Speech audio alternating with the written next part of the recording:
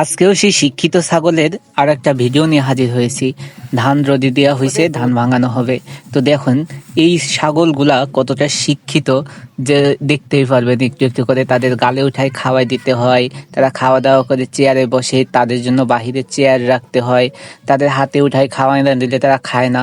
এবং কোনো খাবার যদি দেয়া হয়, সেটা যদি কোনো পাত্রে দেওয়া হয় তাহলে খায়। কোনো পাত্রে দেয়া না হলে তারা খাবার খায় না। এতটাই শিক্ষিত এবং ভদ্র ছাগল, যা আমাদের এখানে আশেপাশে সাধারণত দেখা যায় না, যে ছাগল এতটা ভদ্র হয় বা এতটা হয়।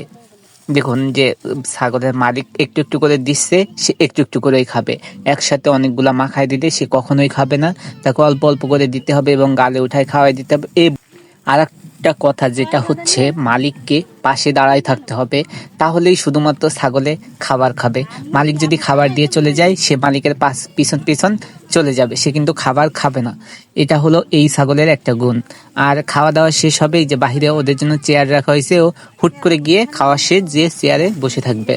এই হলো এই ছাগলের গুণাবলী।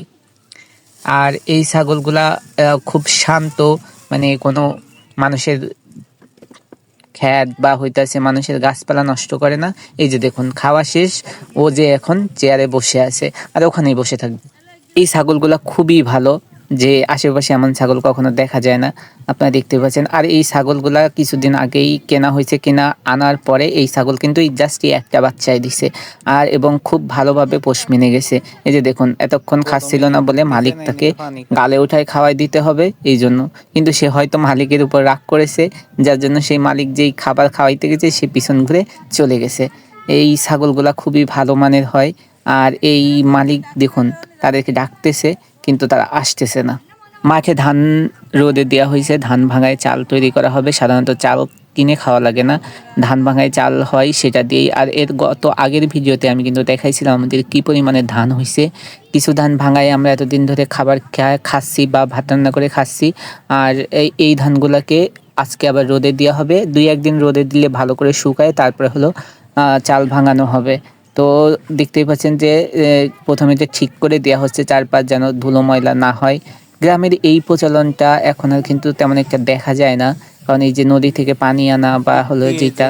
আর এই একটা খুবই খুবই একটা চমৎকার দৃশ্য, সেটা হচ্ছে যে এই যে ধানের উপর দিয়ে গরম ধান, এত পরিমাণের রোদ, সেটা আপনারা দেখতেই পাচ্ছেন যে কি পরিমাণের রোদ। এই রোদের ভিতরেও এই গরম ধানের উপর পা দিয়ে হলো যে ধানগুলোকে নাড়াই দিতে হয়। এটা খুব কষ্টকর একটা জিনিস, তারপরেও কিন্তু মানুষ করে থাকে। কারণ হচ্ছে যে এটা নিজেরা ধান শুকায়ে চাল করে সেই চালের ভাত খাওয়াটা খুবই আনন্দদায়ক, যার জন্য হচ্ছে মানুষ কষ্ট করে হলেও এই কাজগুলো করে থাকে।